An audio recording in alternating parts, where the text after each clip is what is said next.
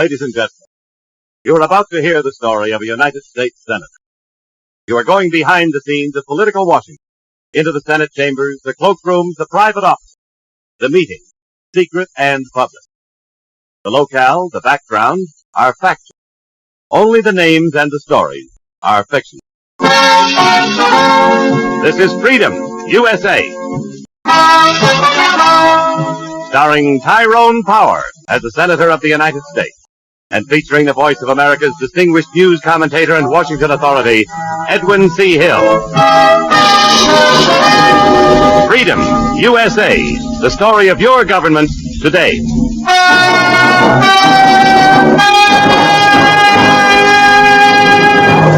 In a moment, listen to Tyrone Power as Senator Dean Edwards in Freedom, USA.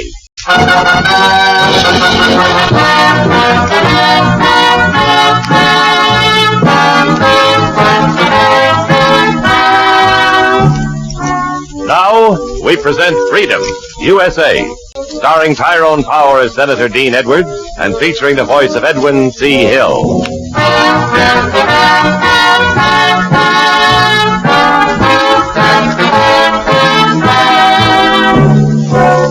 This is Edwin C. Hill, ladies and gentlemen. When Major Pierre Charles L'Enfant drew up the plans for the nation's capital, he envisioned a city of magnificent vistas. What has sprung up instead is a magnificent hodgepodge. Lucky is the man who can find his way through its bewildering maze.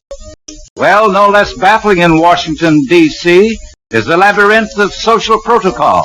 Witness, for example, what happened to young Senator Dean Edwards when, in the course of a regular session of Congress, he found himself... Ginger, congratulate me. Senator, what happened? Well, I've just been made chairman of a very important committee. What? How's it possible? I thought appointments are made on the basis of seniority. In Washington, anything's possible.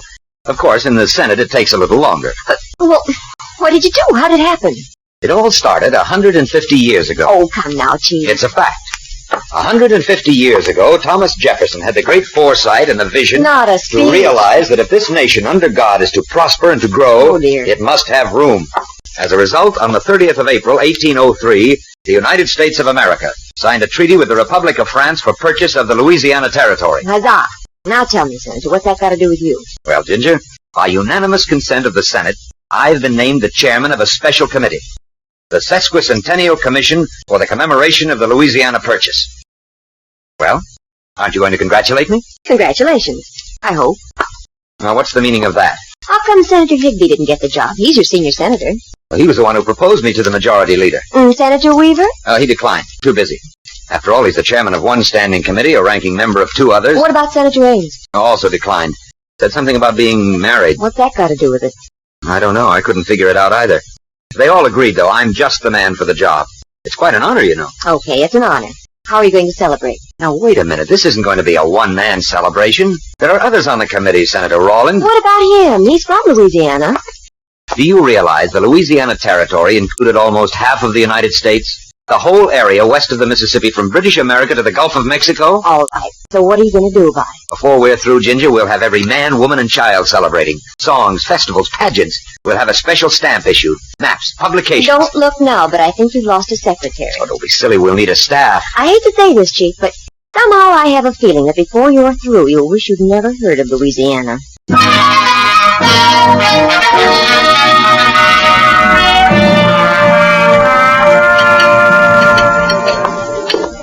Senator Higbee. Oh, hello, Dean. Won't you join me? I'm having some of that Columbia River salmon the Oregon senator sent out. No, thanks. I've already had my lunch. Don't let me disturb you. I didn't get an opportunity to thank you. Thank me? What for? Why, the Sesquicentennial Commission. Oh, that. Well, you're entirely welcome, my boy. Has the committee met yet? No, I thought we'd meet after tomorrow's session. Senator, there's something puzzling me. Oh? What's that? Why didn't some of the older men take the chairmanship? After all, Senator Rawlins outranks me by... Yes, Gideon's been in the Senate a long time. Well, sir, not that I don't appreciate it, but isn't it a bit irregular that I... You don't know the half of it, Dean. Sir? What I mean is, let me put it this way. Most of us old-timers have our full share of committees, special assignments. We could use a little fresh blood. Besides, we're all married, then. What's that got to do with it? You'll find out. Yes, Dean. You'll find out.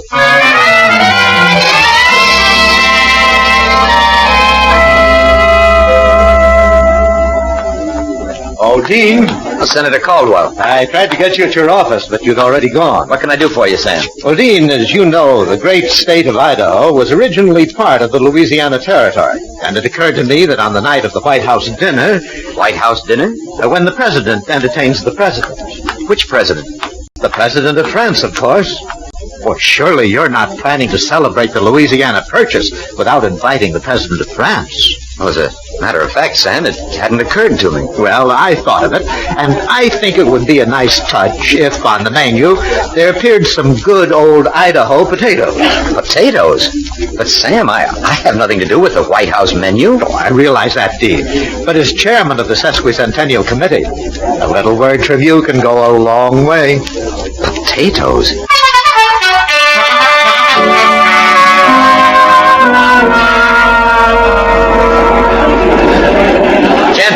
Gentlemen, we'll be here all night if we permit trivial matters to take up our time. I would suggest... Mr. Chairman. Senator Rawlins? I rise to a point of personal privilege. What is your point, Senator? I resent the chair's remarks. Selecting a site for the sesquicentennial celebration is not a trivial matter. When I suggested the great bayou state of Louisiana, I was not engaging in idle speculation. I submit to you, gentlemen, where would the Louisiana Purchase be without the state of Louisiana?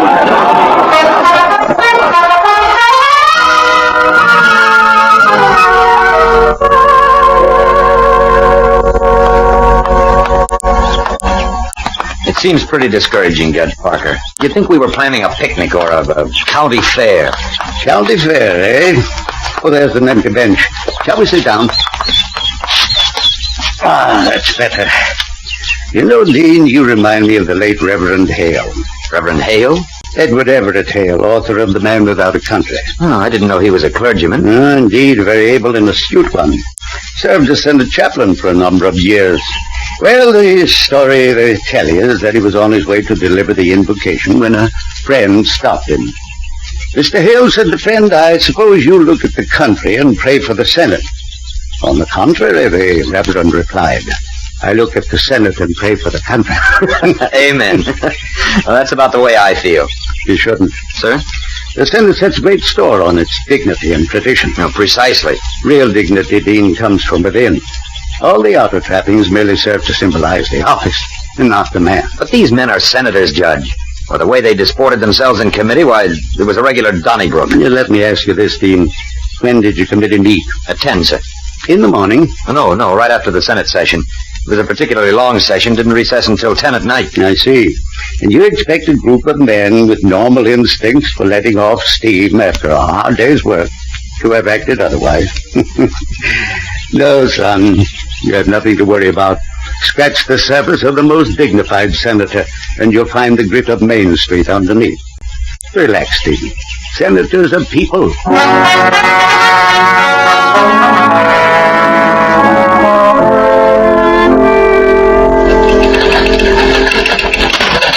How's it going, Senator? Tip-top, Ginger. We have subcommittees working on every phase of the sesquicentennial. It'll be a humdinger. Old Tom Jefferson should rise up with pride when he sees how a grateful nation remembers his statesmanship. Oh, I'm glad. The government printing office sent over the invitations this morning. Oh, let me see. Say, this is beautiful. Creamy white cards, steel engraved, the gold seal of the United States. The Bureau of Engraving sure outdid itself. Well, from all I hear, the sesquicentennial ball promises to be the biggest social event of...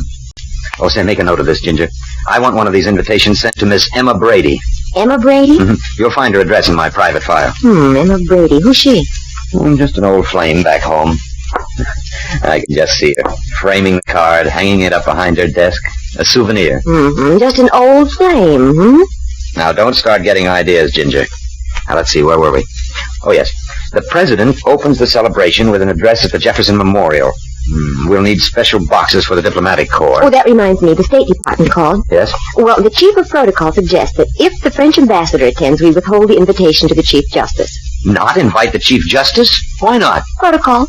Well, what's that got to do with it? According to social protocol, guests are seated by rank. Well, Well, it's always been a moot point whether a foreign ambassador outranks the Chief Justice or the other way around. Oh, no. Oh, yes. Same thing goes for the Vice President and Speaker of the No, House. I give up.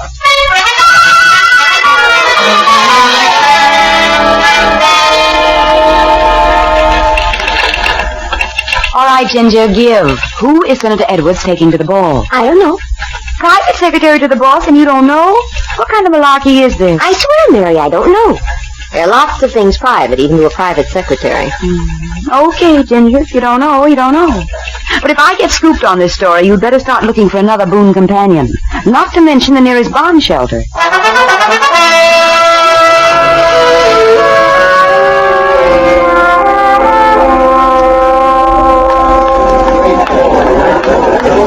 Oh, Dean, Senator Higbee. I understand you fellows are planning some kind of a shindig for the sesquicentennial. That's right, Senator. The sesquicentennial ball. Like a white tack. I don't know. I think the subcommittee was figuring on making it a costume ball. My wife, that is to say, we're having some house guests, and if you can see your way clear, we'd appreciate a few extra invitations. Oh, certainly, Dan. I'll speak to the subcommittee chairman. I say, Dean, I beg your pardon. It's all right, Don. I was just leaving. See what you can do, Dean. I sure will. Well, Senator Caldwell, what can I do for you? What's this I hear about a costume ball? Well, sir, as I understand it, the subcommittee was planning one 18th century style. You know how the ladies love to dress up. Do you realize what this can do to a man's career? Sir? Can you imagine what my constituents would say if they saw me in a powdered wig and satin knee breeches? All I need is a photographer to see me and I'm through. So far as the next election is concerned. I'm sure costumes will be optional. Not with my wife. She wants me to go as Alexander Hamilton. Oh, by the way, Mrs. Caldwell told me to be sure to get a few extra tickets for a friend.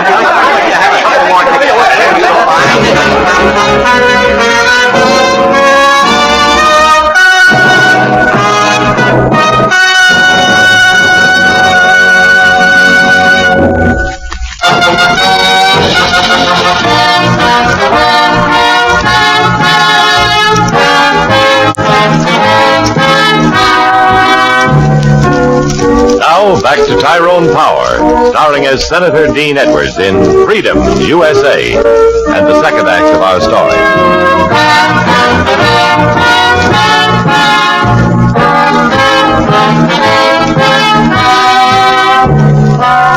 This is Edmund C. Hill, ladies and gentlemen.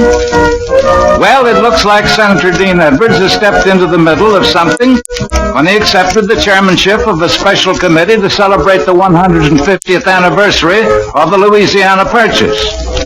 Not the least of his difficulties has been the question of social protocol, the rules of precedence, rank, and official etiquette. At the moment, however, Senator Edwards finds himself confronted by a new set of complications. Senator Edwards, Miss Kincaid. my editor would like to know who you're planning to take to the sesquicentennial ball. Oh, now, Mary, this is hardly in the category of news. Oh, you'd be surprised, Senator. The leading social event of the season is good for a three-column play. Not to mention a byline if I can just hostess with the mostest. How about it? Well, to tell the truth, I haven't had an opportunity to give it much thought. Well, you'd better start thinking fast, Senator. Unless I miss my guess, yonder horde of approaching news hawks will want answers to the very same question. Oh, no, let me out of here. Oh, there you are.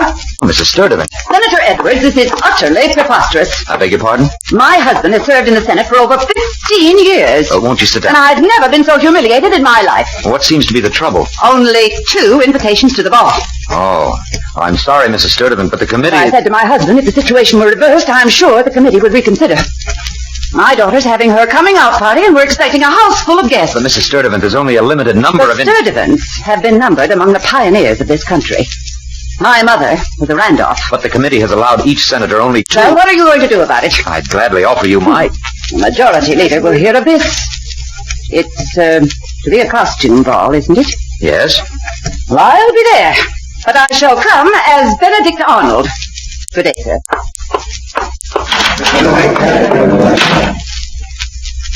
Oh, I'm sorry. I tried to keep her It's out. all right, Ginger. I doubt if the United States Army would have done better.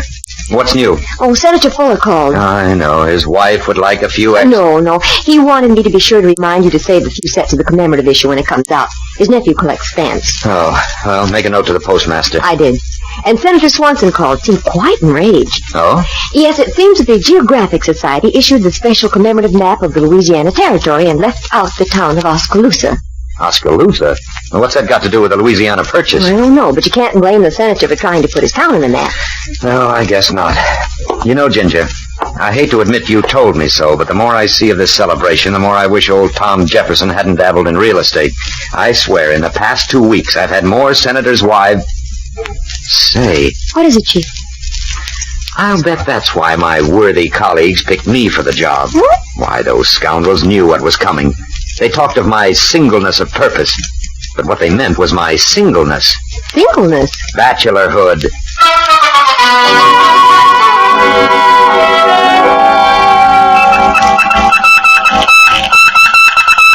And in Washington, D.C., preparations for the Sesquicentennial Ball hold the spotlight, with the capital's most eligible bachelor, Senator Dean Edwards. The flower daffodil trimmed with cherry blossoms stitched and spangled in gold. The question all Washington society is asking, however, is who will be the guest of young Senator Edwards? And for my final prediction, ladies and gentlemen, look for the widow of a famous statesman on the arm of Senator Edwards the night of the Sesquicentennial.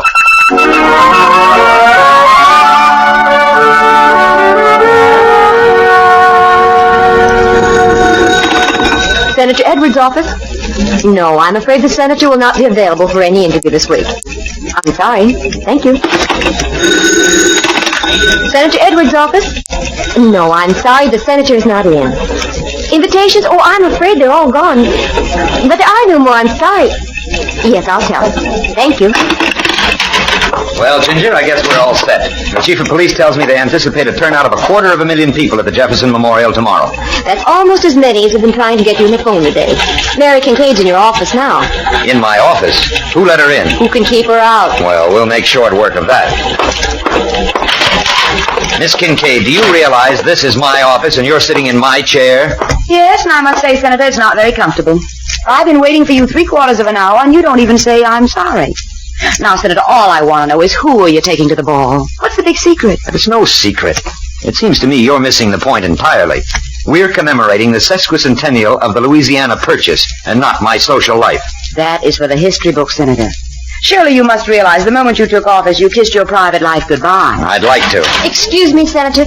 Miss Brady's on the phone. Miss Brady? Where's she calling from? Union Station. Oh, She no. received your invitation and she's here. Oh, what'll I tell her? Who's Miss Brady? My old school teacher. Thanks, Senator. That's all I wanted to know. Hey, wait a minute!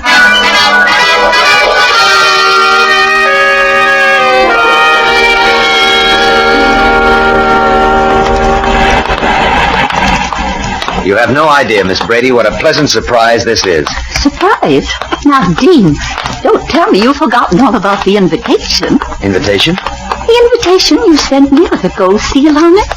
Anything so official, you wouldn't expect me to turn it down, would you? Oh, of course not, Miss Brady. I'm delighted to have you. And I'm just woman enough to feel flattered. Senator Dean Edwards, my prized pupil. How many years has it been, Dean? Oh, no, you better not tell me. I might get the notion I'm growing old. Old? Why, Miss Brady, the young in heart never grow old. Now, none of your electioneering, young man. I'll be 71 in July. Wouldn't you rather we took a cab? And this being seen with you, I should say not. Lead on, young man. I want to see everything.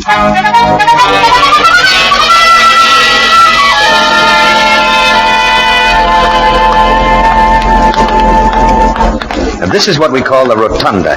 It's really little more than a circular art gallery of the Capitol building. I'm sure you recognize this, Miss Brady. Of course. The signing of the Declaration of Independence. And here's the surrender of Burgoyne. What was the year, Dean? Come. What was the year on the Battle of Burgoyne's surrender? Well, it's been so long, I really don't remember. Dean, I'm surprised at you. General Burgoyne surrendered at the Battle of Saratoga, 1777.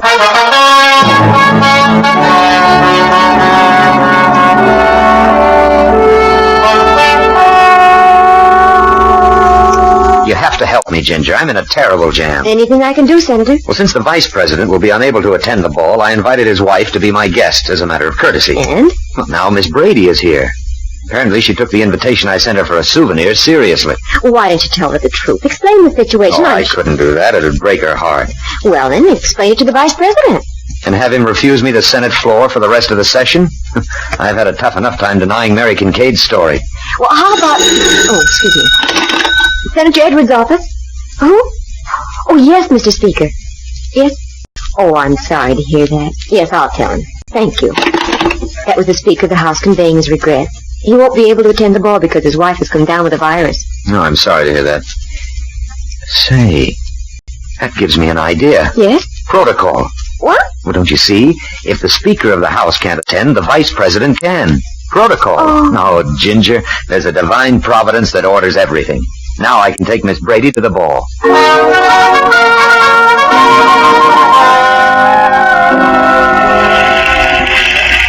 Edwin C. Hill, ladies and gentlemen, speaking to you from the steps of the Jefferson Memorial.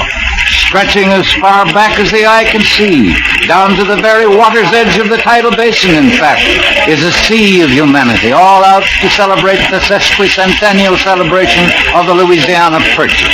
Not even the rain has stopped them. Their umbrellas make a striking canopy of glistening waves of black fabric like a...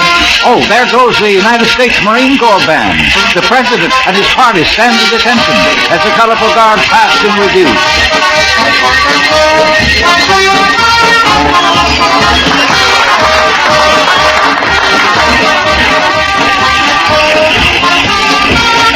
Are you comfortable, Miss Brady? Snug as a bug in a rug, Dean, thank you. I wouldn't miss this for the world. Imagine the President of the United States.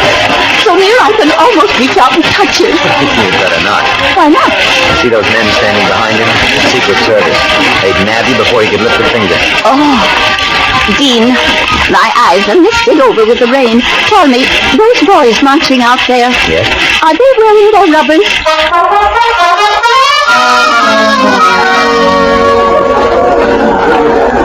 Miss Brady, may I have the honor? Thank you, Dean.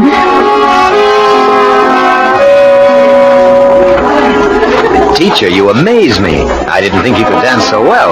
I'll have you know, young man, in my time I was the belle of many a ball. You're the belle of this one, too, Miss Brady. Excuse me, may I cut in? You see what I mean? Something wrong with your hand, Miss Brady? No, Dean, I'm saving it. Saving it? This is the hand that shook the hand of the President of the United States. Oh, Dean, I don't know when I've been so proud in all my life. Tears, Miss Brady? I'm so happy.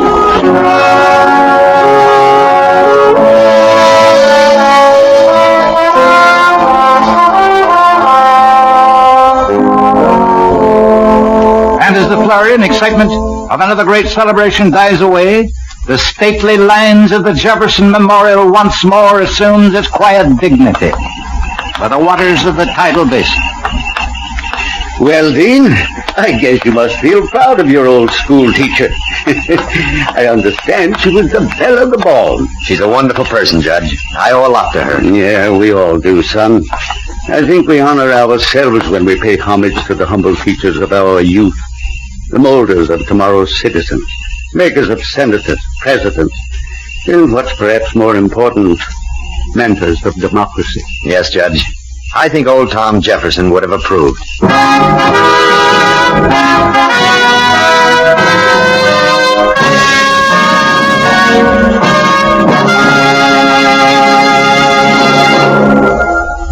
Our star, Tyrone Power, will return in just a moment.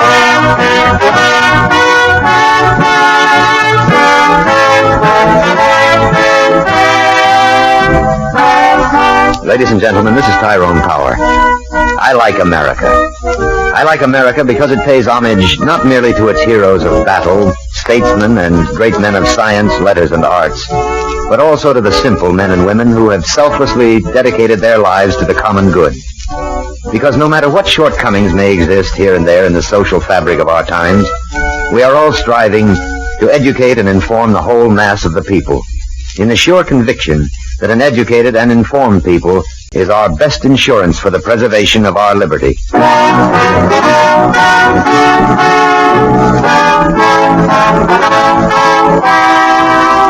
Next week, may we invite you to again visit our national capital for another absorbing episode of Freedom, USA, starring Tyrone Power.